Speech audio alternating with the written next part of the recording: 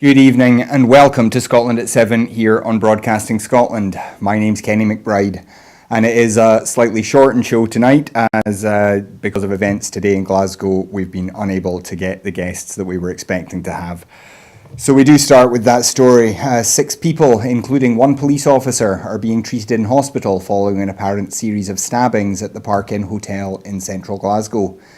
The alleged assailant, a man, was shot dead by an armed officer shortly afterwards. Police were called to the incident at 12:50 this afternoon, were on the scene within 2 minutes, and armed officers arrived shortly thereafter. Assistant Chief Constable Steve Johnson issued a statement on the number of injured and said that the incident had been contained. Police are not seeking any other suspects in relation to it. Initial reports by the BBC suggested that 3 people had died in the attack, but these reports have not been confirmed by Police Scotland. The area around the hotel, including West George Street between Hope Street and West Isle Street, and Renfield Street between West Regent Street and St Vincent Street, has been cordoned off.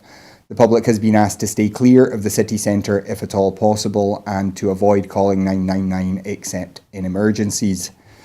In a statement, First Minister Nicola Sturgeon offered her condolences to everyone involved in the incident and thanked the police for their actions to contain it. She also urged people not to share pictures of the incident and its aftermath on social media, and to avoid speculation about precisely what may have happened. This desire to avoid speculation was echoed by Justice Minister Humza Yousaf, who tweeted that he had already seen press reports which, as things stood, appeared to be inaccurate. In a series of tweets, Police Scotland said that the event is not being treated as a terrorist incident and that there is now thought to be no risk to the public.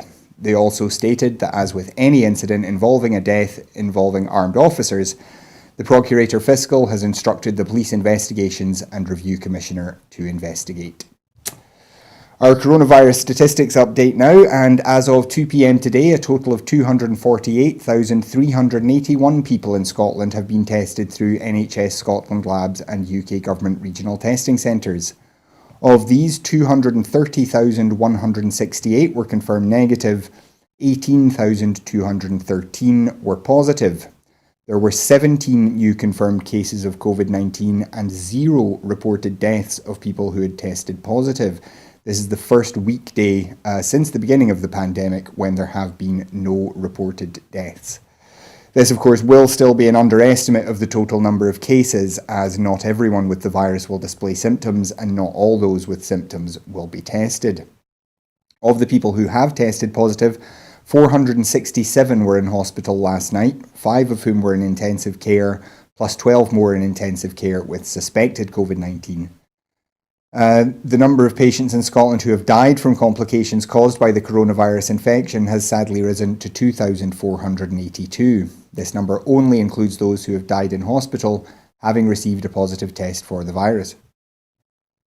The latest UK daily figures available show that 43,414 patients who tested positive for COVID-19 have sadly died from their illness, an increase of 186. This number refers to deaths in all settings, not just those in hospitals. In the United States, President Donald Trump's administration has petitioned the US Supreme Court to invalidate the Obamacare law introduced by his predecessor that added millions to the healthcare safety net, seeking to scrap coverage for many during the novel coronavirus crisis. Solicitor General Noel Francisco, in a filing late last night, argued for the administration that the Affordable Care Act, one of President Barack Obama's signature achievements, became invalid after the previous Republican-led Congress axed parts of it. No further analysis is necessary. Once the individual mandate and the guaranteed issue and community rating provisions are invalidated, the remainder of the ACA cannot survive, Francisco wrote, adding that lawmakers in 2017 did not show that they intended for the ACA to continue in the absence of these 3 integral provisions. The move is sure to elevate healthcare as a major election issue. Trump is seeking re-election in November against Obama's Vice President Joe Biden, who has promised to build on the Affordable Care Act to extend coverage to more Americans. And a mental health nurse from an ethnic minority background is being lined up as the candidate best placed for the SNP to retain Derek Mackay's seat for the party. Michelle Campbell, who is of Scottish and East African heritage and who returned to her NHS duties at the height of the COVID pandemic, is being discussed as the likely contender for the Renfrewshire North and West seat for the poll next year. Should she win the internal selection contest and get elected as an MSP, she would be the first woman from a BAME background to enter Holyrood. The 36-year-old was elected onto Renfrewshire Council in 2017 and in 2019 won the Councillor of the Year at the SNP's annual St Andrew's Day dinner. She's also a member of the SNP's Social Justice Commission, which the First Minister set up to build a case for a more economically just nation under independence. It emerged yesterday the SNP has sought legal advice on how to get more people from ethnic minorities elected to Holyrood. Only 4 MSPs have been from black and minority ethnic backgrounds, and all have been male. At their last conference, SNP delegates agreed a motion recognising the progress made in increasing the number of women elected.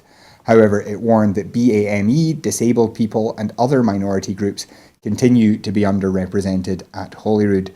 And we do wish our very best to Michelle. She has been a good friend of the show. She was on the show just very recently, and we do certainly wish her the best in that selection contest. We also want to send out our best wishes to Maggie Lane. And some of you will remember Maggie has been a regular host and guest on the show, particularly on the Full Scottish on Sunday. She's been ill for some time, which is why she's not been here for a while, and she's now back in hospital. So we do send out our very best wishes to Maggie. Do get well soon, Maggie, because we're missing you here. And that is all we've got time for this evening. We do obviously send out our sympathies to the families of everybody involved in the incident in Glasgow today, particularly to the family of the man who died. He may have been the perpetrator of a crime, but he still had family and friends who have lost somebody they loved. So we do send out our very best wishes to everybody involved in that incident. And that is, as I say, all we've got for you tonight. Again, we apologise for the truncated nature of the show, but with this incident happening, our guests just weren't able to get in today to talk to us.